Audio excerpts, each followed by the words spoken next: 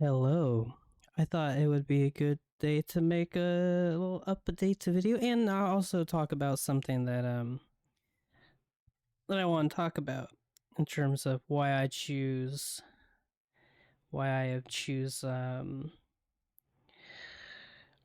Maker over Unity or like Unreal, right? The other like more realistic uh, engines for like indie dev. And the main reason is that I just tried it. I just tried it and I started working in it and I was like, I like this. I do have some experience in both Unreal and in Unity. By the way, the microphone is directly in front of directly, and hopefully the audio is fine. I don't know, dog.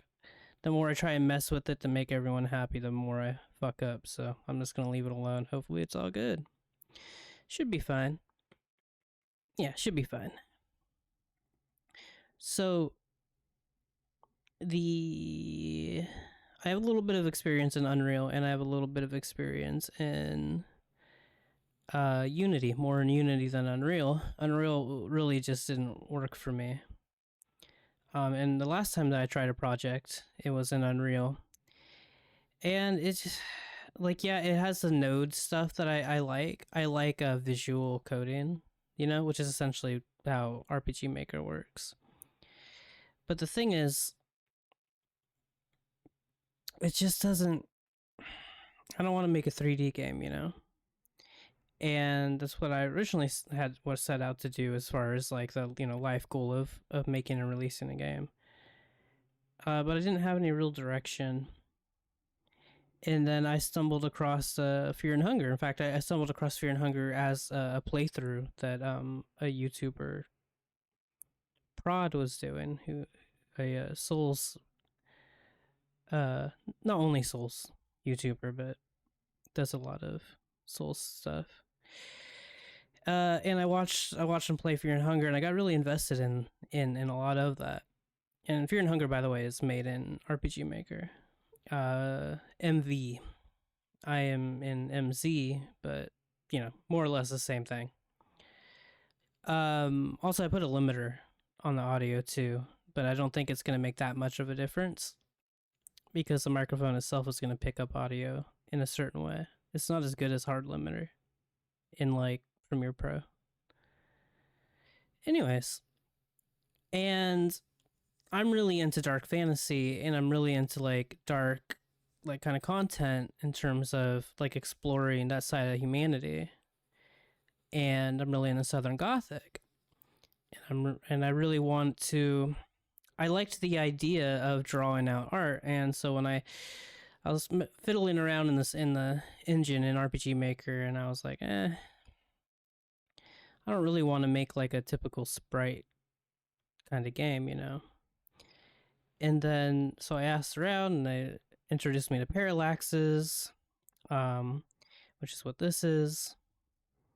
Right, so I could completely draw out the entire everything, basically. Um, which is a lot of work. It's a lot of work to do it that way. But it's a lot of work no matter what. The thing is, doing it like this not only is such a good. It's been really good for my mental health. It's a very good creative outlet. But not only that, um, oh, this is gonna be complicated. While I'm trying to talk and everything. Like, how do I do the shading for this? Just the whole thing. This isn't even like that. Should it be? I don't know. Doesn't matter right now. Um. So the other thing too is that there's a similar kind of feeling that I get while working in RPG Maker that I get in um that I used to get in Little Big Planet 2, and I loved making content on that. It was great. It was I don't it's really unfortunate that, it turned into like Sackboy and stuff because that was a pretty phenomenal thing that they had there. Um, and so there's a familiarity to it that is very nice. Um, but it's got, you know, it's got that stigma to it, which is why I wanted to talk about it, because I feel like there might be a subset of people that are like, well, why are you using that? People aren't going to take you seriously if you're. But the thing is, sure they will. If the content's good, then it's good. Beyond that, you know, it's a personal project kind of thing too. So there's that.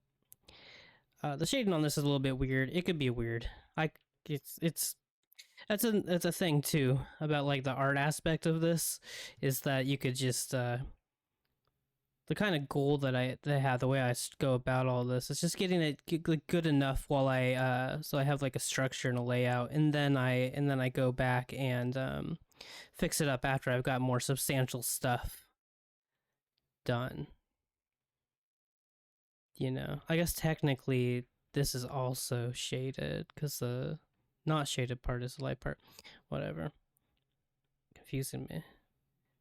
So beyond that,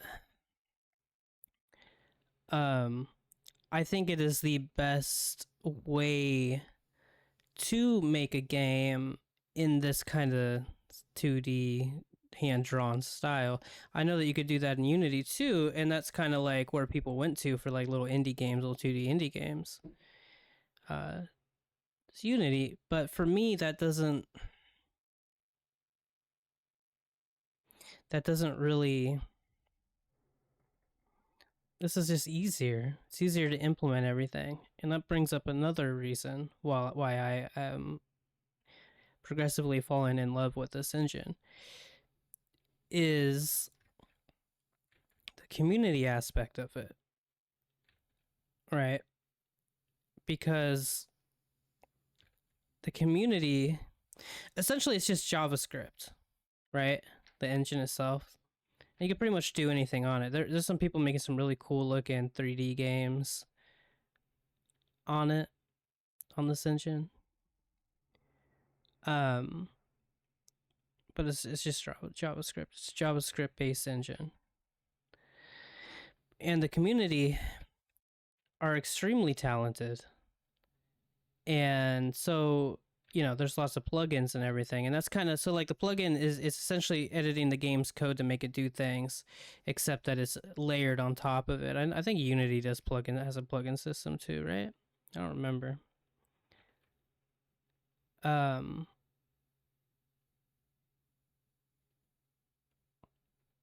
bushes are bushes like this are complicated. It's a complicated little bush, bro. Like I said, it doesn't really matter. Right now, it's just getting it laid out so that I could come back to it and fix it up when it's necessary. The art aspect just takes so long, so that like realistically, is it's more beneficial for me to kind of like go between working on the art and then working on the eventing and everything. But anyways, it has a grassroots kind of feel to it, right? So you could do like really incredible stuff beyond like what people might like think you could do in like a RPG Maker game. You can do whatever you want. Um, but realistically, to do the more complex stuff, you're gonna, if you don't know how to just code, you could build your own plugins and you could and stuff. It probably shouldn't just directly edit the game's code, but you can make your own plugins. The same difference. It's just scripting. But if you don't, if that, so for me, that's something that like I do again have some experience in like C++ back in the day, and when I was making a game in Unity, and basically I would find code and then I would edit that code to do what I want, and that's how I was like learning and everything. But it's really hard for me to focus like that. So when there's like node based stuff, it's a lot easier. And again, this is essentially visual scripting is how RPG Maker works, and I really like it. I like that it goes about things in that particular kind of way. It's more fluid for me. And ultimately, you know, it's about just doing what you want, right? Like surely you could have like a little world that is bare bones, just using all the stuff that the game gives you and have like a thing. Which for if you're like new to any of that kind of stuff, world building and like you don't really know what you're doing or whatever, like just perfectly there's nothing wrong with doing that. It'll lead to something else. I think it's a relatively capable engine for what it is. But for me personally, it's the easiest way and the most fluid, coherent way to go about what I want to. Look at that line, silly little line that I want to do. You know, so I think the stigma is kind of silly at the end of the day, anyways. Because like I know video games have gotten super popular and everything, but ultimately it's just art, dude. It's just a fun little toy, and we should be having. What the hell's going on here? We should be. Did I accidentally erase some of that at some point? What is what is happening? The thing is, you don't notice like that kind of like stuff when you have the. You know what I'm saying? They just don't even see it. Some weird shit happened. It's alright. It doesn't matter. But yeah, I mean I guess that's it. It's just that it's easier and it's a nicer engine to work with, like doing what I want to do, because I get to just draw and then turn those drawings into like, you know, a universe, um, a dark one, but a universe in general. No, I think I'm gonna switch over to showing you guys a little bit of like how go about like eventing and stuff, and because like oh my god, man, I spent like a whole last couple of days or whatever like bug fixing and stuff. Is kind of like weird. I'll show you like some inventing stuff and then I'll talk about like something. So just hold on 1 second while I'm gonna pause and you won't know the difference. So and I knew that this was happening when I was when I was drawing this out, but I didn't actually like in these spots. I didn't have the grid out, so I was just kind of drawing willy nilly because I figured, fuck it, it doesn't really matter. It's gonna be close enough. I could just, if I need like to have collision make sense, I could just have like here. Probably shouldn't be able to, cause like maybe you could walk on that. Should that be above you? Should it be below you? Shouldn't cover your head, right? You should like brush by it, but you'd literally be walking on the edge. So I'll probably just like have it so you can't walk through there.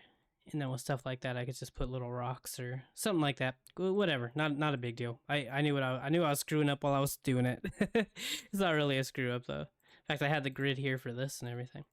Anyways, in fact, I need to move that. It doesn't need to be accessible yet. So eventing. So over here, you have what's gonna be the fight. I haven't drawn out the sprite yet or anything, but it's gonna be like the first like fight that you have, right? Well, actually, I do think that in the over here, I got make a mandatory fight. Yeah, so to introduce you to the basic combat or whatever. Since Act 0 is essentially just a little tutorial and introduction to everything and mechanics and trauma and all that stuff, and then Act 1 starts after that. But so I'll have you fight a little crab over here before this sequence is accessible. It's just like a little conditional branch and like a variable or a switch or something to make that accessible. So it'll force you to fight, and I'm gonna draw some more stuff out here to make this world like a little bit more, together. Which is what I was like saying earlier, is that like you just come back to it and everything. Like you can't really expect to have every little map or whatever completely done as you go along. It's not realistic to do it that way. Maybe you could do it that way. I'm not gonna do it that way. I would never get anywhere. Anyways, all that aside, and I still need to make a parallax for the it doesn't. Anyways, so scripting. So you start the game. Technically, you'll be starting over here, but you're not somewhere you're gonna see. You're gonna see it's a little different because I have a quick little event right here. It just launched me over to this place, so I don't have to go through everything to test like this area. Anyways, so you have to go over here first, and then it'll tell you, you have to go here to be able to interact with this thing, with this guy, and then after you do that, you have to go here again. This will be duplicated. And then you have to go over here and pick up what will be your mother's rose. Right now, I just had a little blankie on there, which I need to redraw, but a little blankie. Then you pick it up, and then you go over here, and then you'll have the fight. And then, so long as you win the fight, you'll be able to pass on and continue with the game.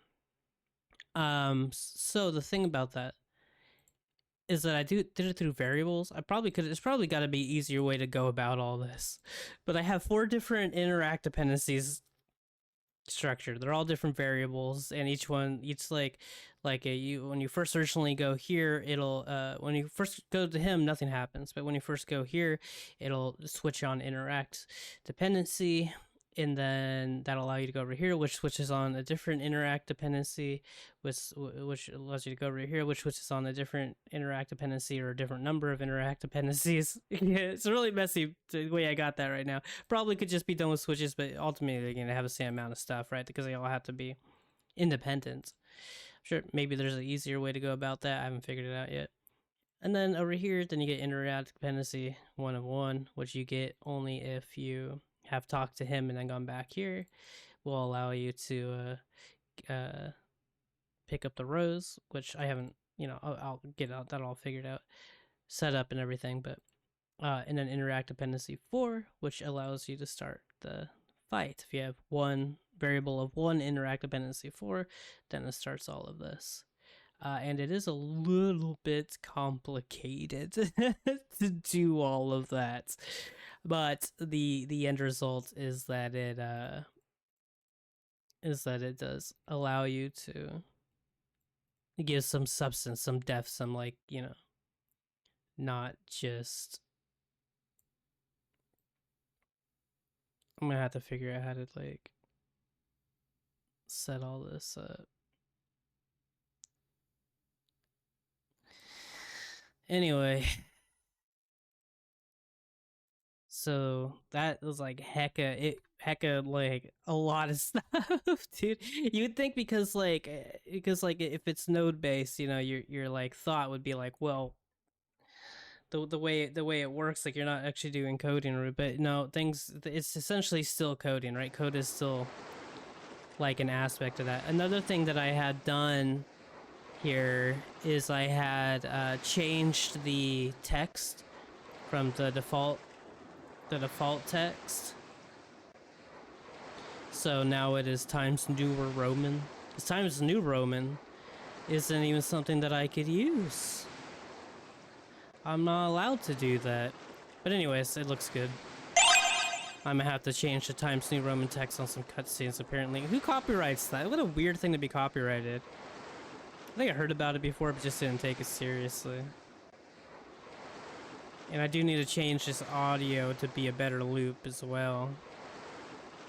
But that's not a big deal. Most things at this stage, it just makes the most sense for it to be placeholders. Anyways, Mother, one day I hope I could understand. I'll have to write this a little bit better, I think, but I still feel the stench of your suffering, and I still see you in the attics in my dreams. And I hate you for it. He learns yin, he learns yang. You can now read, perhaps memory yield insight. And then it says I should leave, so it's suggestive of what to do. So, yeah, also the memories that you access originally in your childhood home, or now you can now read them. It helps congruency to do that. I'm also gonna have a nice little secret item stuff like that back here. Yeah, that works fine. Oh yeah, so audio. So right now it's fire noise so that I could hear it. It's gonna be because Mush has the spatial audio, I'm gonna have him crying and everything, so you know he's like sad. Not have to like, cause right, it'll make sense. It'll make sense when it all gets there. Um, so yeah, like I was saying, and then let me heal up real fast. You're not gonna be able to access this heal until after you go through the swine station, but for the sake of like testing, I just have it set up for like this for now. Okay, so like I said, I don't know if it doesn't do anything. He has a sprite, so when I click on him, he does a funny little thing, but I'm gonna change the sprites to make more sense for him, obviously. Anyway, so then, like I said, you try to leave. I should check on that man. Then nothing happens if you click over here. Yet, that's gonna be your mom's grave. I'll make it a little bit fancier. And then it just says nothing. Oh, strange. The thing is, like, once you start getting here, it starts now it's starting to feel like it's got some more depth to it, you know. Then you go there, sigh. I'll give him mother's flower. You feel bad, you want to help him out. And you go get the flower, and then you'll go into the. There's a fly in my face. You can't see it. You can't see the fly in my face. It's just dancing. It's listening to me talk and dancing. So you know the fight. As far as like a weapon goes, I don't know, cause like, how am I gonna? You don't want it. I don't want it to be too messy. I could have you pick up like a razor blade or something. Or it doesn't really matter, dude. You could just be good at scraping. But anyway, it's gonna finish this fight up real quick. It's gonna be a little bit loud, I think. I wish that like that was a little bit better. If I can't get that plugin to do exactly what I wanted to do, and all the like, it's good enough, so I will just accept it. I will accept it for how it is. Maybe I'll just get rid of like the shake effect altogether. You know what I mean? Maybe I'll do something like that. Even though it's not as like there's other ways I could go about that. I'll worry about that later. It's not really important right now. But overall, like, I love the parry and time attack system that I got here. Well, it's not perfect. It is still.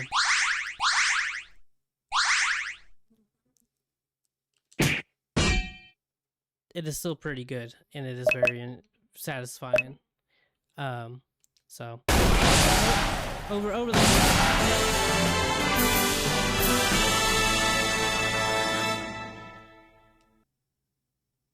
over the course of development, I will do my best to fine tune that as much as possible. Unfortunately, it doesn't seem like the creator of that plugin is too interested in adding features or anything like that. So what am I gonna do? Technically, I can modify it, but I don't have the knowledge to do that.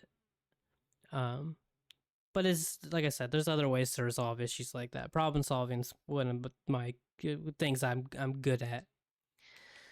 So now he's gone, and then now we could go down here, go back to all the other things, and then so what's gonna happen after that is that if you try and go past, like, there's a fallen wood or whatever, you can't get in there. And yes, so the trees,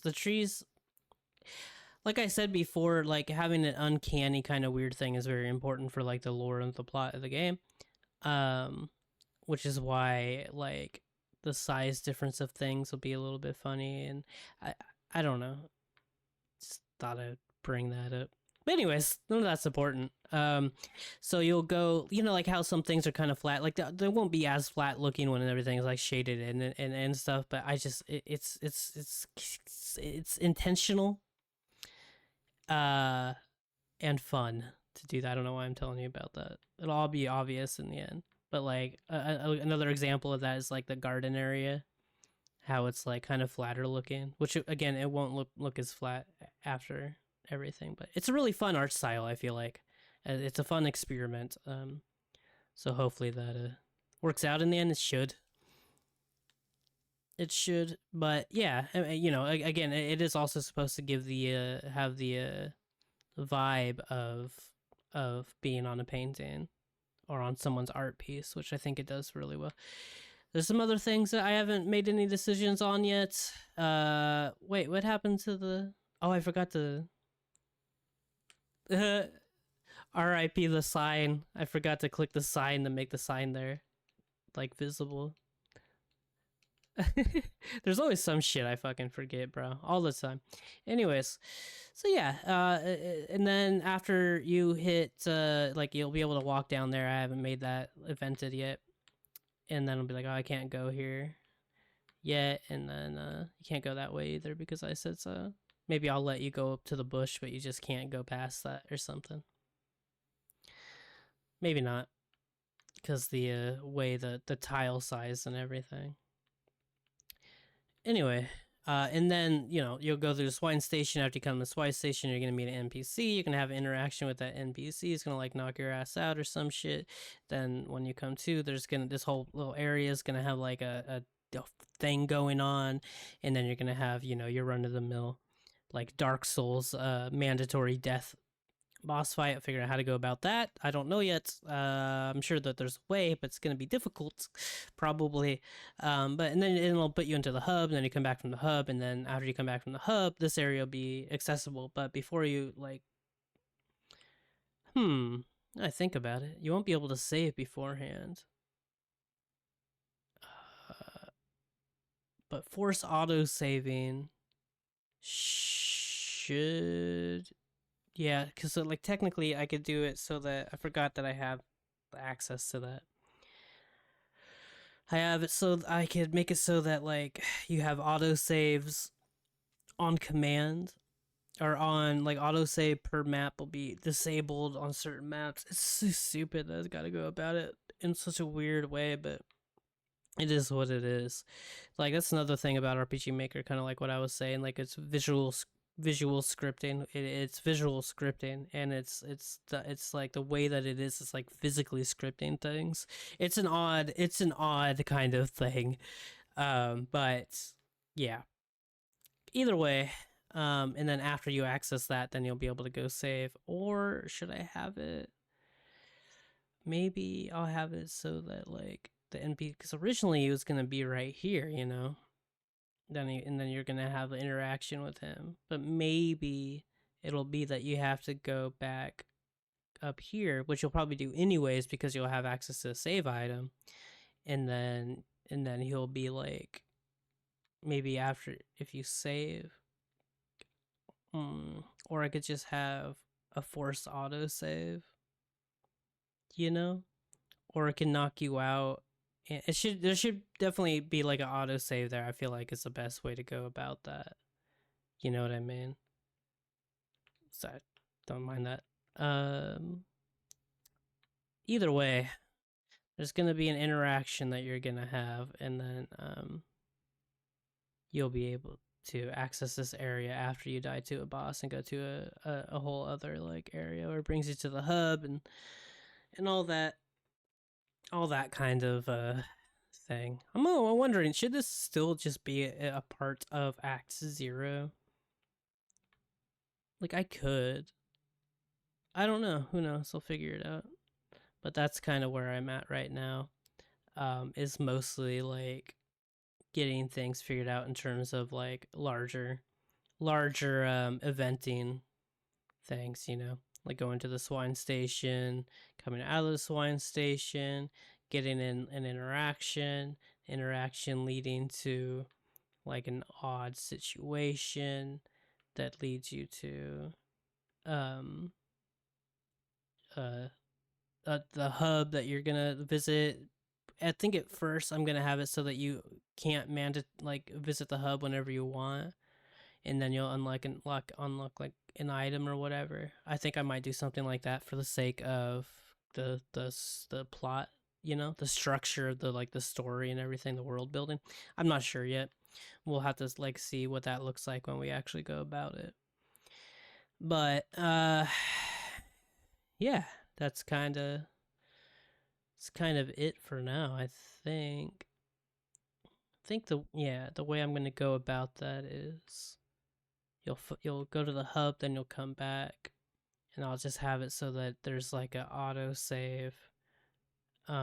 Or I could make it so that there is. I forgot that I put like invisible wall there for no reason, and you can't even go to the side of this thing here because it's supposed. I don't know what the fuck's going on. I was gonna draw a fence here, and then now I'm thinking about it. I don't think I should have that fence, but that's all also like pretty easy stuff. Like I could just have like some rubble there on this side right here that you just can't touch or fuck with or whatever. It's not that deep. Just have trash all over the fucking place. I think it would be like a I could definitely do that. I could even have like some other piles of trash you have to like walk around and everything because you are going to the swine station. That's just how I like to problem solve, by the way. It's fun to talk about that kind of stuff. Yeah, and then you'll go to the hub and then you'll come back here. I think I'll have it like so that there's an optional save. Like you could use the thing once, but there definitely does need to be some kind of autosave, right?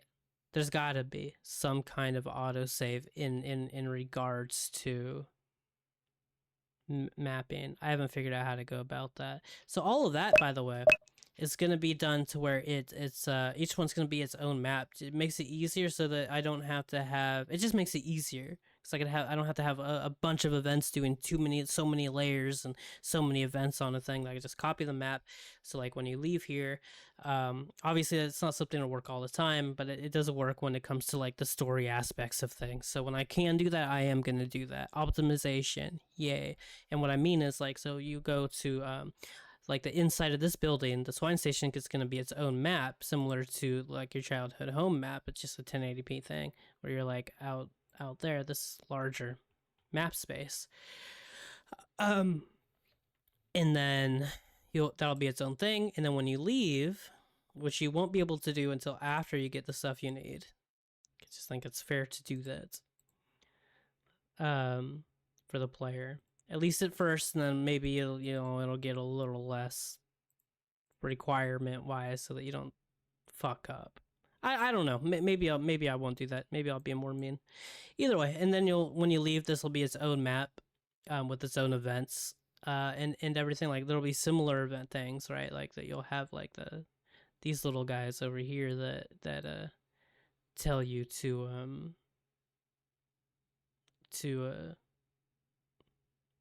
they move the camera, but whatever. And then when you go into the hub, or actually after you get like knocked out or whatever, when you come to, it's also going to be its own little map because it's going to have a different thing going on here. And then you go to the hub, which will obviously be its own map. It'll be a similar like map like that. And then there'll be another map that you come back to, which will be essentially this map, except it's going to be different, to where it's going to have access to this area and its own events and everything, as opposed to having like a billion different events and it just getting messy and convoluted. When I have the opportunity to do that, I'm going to do it like that, because ultimately, while this is like I am very take a lot of inspiration from like Dark Souls and like Fear and Hunger and everything, it is still in the end a story driven game, because Clair Obscura is also a huge influence for me on this, and I do want to tell a story, and I do want to be able to tackle like head on certain issues, like prostitution and like addiction and depression and all that stuff. Like your mom in this was a prostitute that like, it's suggestive, but she I shouldn't say things. I don't want to give too much away, but also I don't want the video to get completely suppressed. But unalive. It's all suggestive, but it'll bigger pictures will get explained throughout the game for sure. But I think that's all that there is really to talk about. I did have a lot of time that I was putting into Wuchang, so not behind or anything, but yeah. So and one other thing though before I go is I'm not sure what I'm gonna do with the layers because like I like the having the like mandatory fog layer. It gives everything a cool texture. It also brings into the like you're in this like painted world kind of deal. Uh, like on a painting, like it gives that kind of like artistic aspect to it. Like the art aspect to it. The art style is centered around that kind of thing, but darker. Well, I guess it doesn't. Just, anyways, I don't know what I'm gonna do with that. That's all subject to everything is subject to change, but still, I just want to talk about why I like RPG Maker more for what I'm doing than like Unity or Unreal. It's just more intuitive for me, and it's like a lot funner and easier to do like the artsy side of this, which is a big part of everything. Then everything else after that is still just easier. It's just easier to do for what I'm doing. If I wanted to do a 3D game, this wouldn't be the easiest way to go about that. Although you can do that, and it does have a very particular art style that I think is very cool. Um, like there's other engines would be better for certain things, but for what I'm doing, this is the best way to go. This is the best engine. It's just fun. So like basically you have like obviously you have like all this stuff, which is just again like it was slated to be a specific kind of thing, but I thought doing a turn-based kind of thing after Clair Obscure and just like playing with the battle system to make it like you have like how it is now, like you have stronger attacks or like time attack based, and then you have the parry system, and you have the yin yang system, which is like your buffs and heals and debuffs and poisons and everything, which is super cool. And also that negates having to have flasks, and then you could just like you have to like think about like how you're gonna engage in battle to heal yourself. But there will still be items that you could get and farm and everything, like how it is in Demon Souls and such to heal yourself. Otherwise, that's still going to be an option, but there's not going to be like a typical flask system. Instead, it's going to be integrated into the combat, um, and like maybe even a morality system. I haven't figured all that out yet. It's like real complex thing. It's going to take me a while to get everything figured out. You kind of figure that kind of stuff out as you go along. But that's where I'm at, and that's how I feel. And I hope you and stick. I don't know. Have a day.